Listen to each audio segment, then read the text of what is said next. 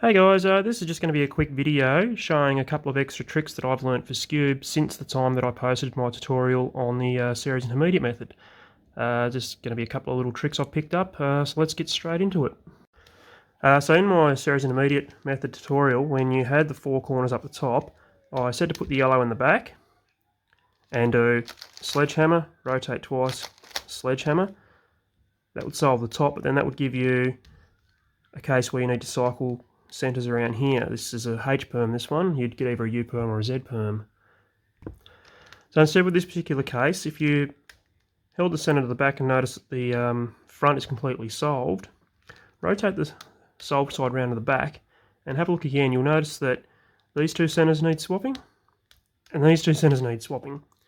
So holding it at the front instead of the back, do a triple sledgehammer. And that will in fact solve the entire cube. So one more time, holding the yellow at the front and noticing that the solved side is in the back, you'll see that the front and top centres need swapping and the left and right side need swapping. 1, 2, 3, triple sledgehammer will solve the whole cube. Now the next little trick I want to show you that I've picked up since doing my tutorial video is for the H-perm. And in my tutorial what I showed you to do was holding it with the white on the bottom, yellow on top, do a sledgehammer, rotate twice, do a hedge slammer, rotate twice, do a sledgehammer. Now doing that is 2 double rotations plus either a sledge or a hedge. This little trick I picked up is much faster. It is a bit harder to execute, so you do need to practice it. I'm still getting used to it myself.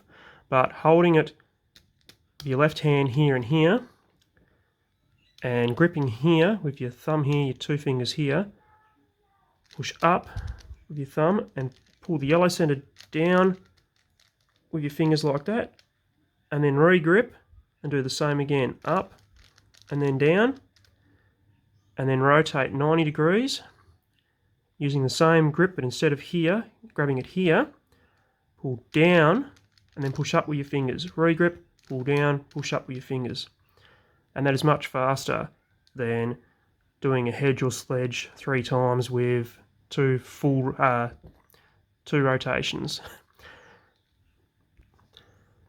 So once again, gripping here and here, up and push down with your fingers, up and push down with your fingers, rotate 90 degrees, down and up, down and up. And like I said, I'm still getting used to this myself.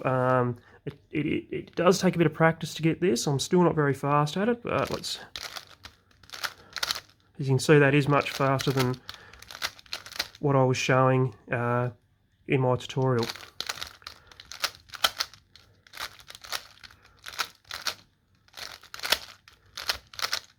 There we go. The last trick I want to show you is for the Z-perm. In my tutorial I showed 2 algorithms to use for the Z-perm. One was holding the colours that need swapping here and moving one above the other like that, doing a triple sledgehammer and bringing that back down so it looked like this. Now the other one I showed was, instead of holding it where you've got both centres that need swapping here, hold it here where you can see all 4 colours, blue and red, green and orange, and you went R, L prime, U, L, U prime, L, R, L prime, R. Since posting that video, I have gotten much faster at the second one. I'd only just learned how to do it at the time that I posted that video, so my finger tricks weren't the best. They're still not the best now, but I'm going to show you how I finger trick that particular algorithm. And with a little bit of practice, which I'm still practicing as well, you can get faster at it, and it does seem to me to be much faster than doing it this way, with rotating there and doing a triple sledge. So how I finger trick this Z-perm is I do a slight regrip at the start, and I pull the right side up there, left side up, with my index finger here, pull this corner down for the U move, come down with the left side, and with my left middle finger for the U-perm, come down like that, a slight regrip to come down with the left side, up with the right, up with the left, up with the right. So once again, just a little bit faster this time. I'll try not to mess this up, as I'm still not the best with it, but here we go. And so I messed it up there. That happens, I just need a bit of practice with it more.